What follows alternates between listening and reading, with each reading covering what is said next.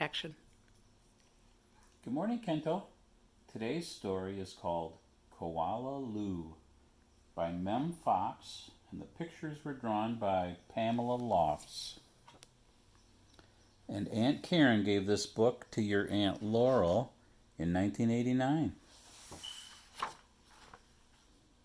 There's Koala Lou.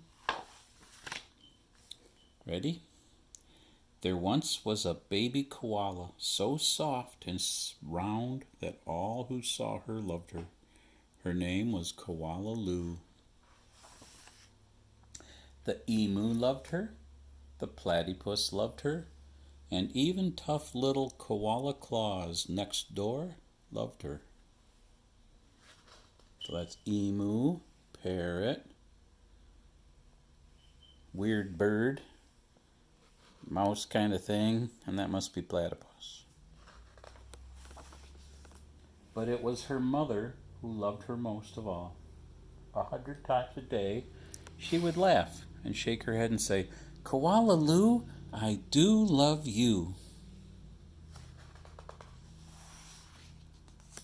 Whenever she stretched in the early morning sun, or climbed up a gum tree, or bravely went down the path all by herself, her mother would smile and say, "Koala Lou, I do love you."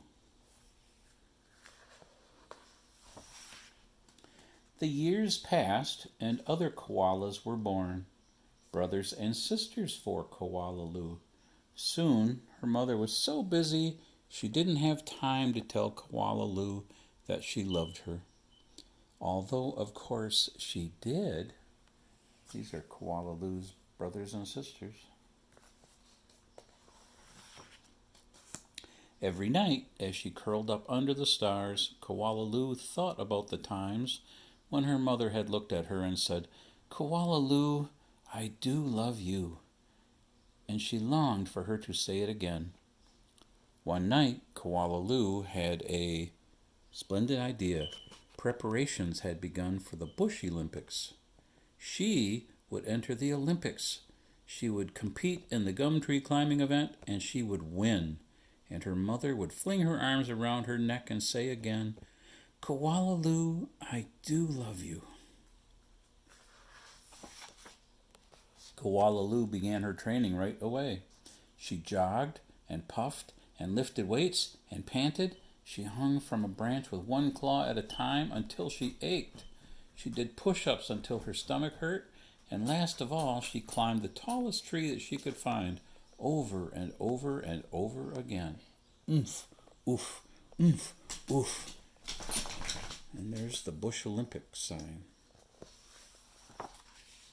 Sometimes her mother would watch her and ask, "How are you doing, Blossom?" "Fine, just fine," Koala Lou would reply. All the way up in that tall, tall gum tree. At last, the day of the Bush Olympics arrived, and everybody came to watch. Koala Claus had also entered the gum tree climbing event, and everyone knew how fast she was, but Koala Lou wasn't scared. She saw her mother in the crowd and imagined her saying again, "Koala Lou, I do love you." Her heart filled with hope. There's Koala Lou's mother in the crowd. It was Koala Claus who went first. Her climb was a record-breaking 22 meters in 70 seconds flat. The spectators whistled and cheered and wildly waved their party hats. Woo-hoo, woo-hoo. "Can I do better than that?" wondered Koala Lou. "I must." As she stepped toward the tree, a hush fell over the crowd. "On your mark," said the kookaburra. "Get set. Go!"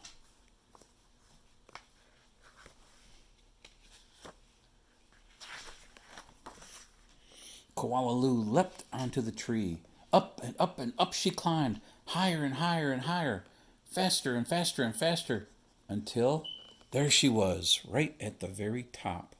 The spectators roared and clapped and stamped their feet. Oh, she made it all the way to the top. But she wasn't fast enough. In spite of all her training and all her hoping, it was Koala Claus who won the gum tree climbing. Koala Lou came second. Oh, she's so sad. Koala Lou went off and hid. She heard the shouts of the Bush Olympics and cried her heart out. When the first stars of the evening appeared in the sky, Koala Lou crept home through the dark and up into the gum tree. Her mother was waiting for her.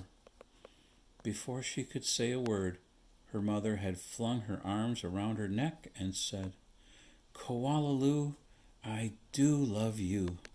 I always have, and I always will." And that's the end. This is the Kookaburra, Kento. I hope you liked the story. I'll read you another one soon. Bye-bye.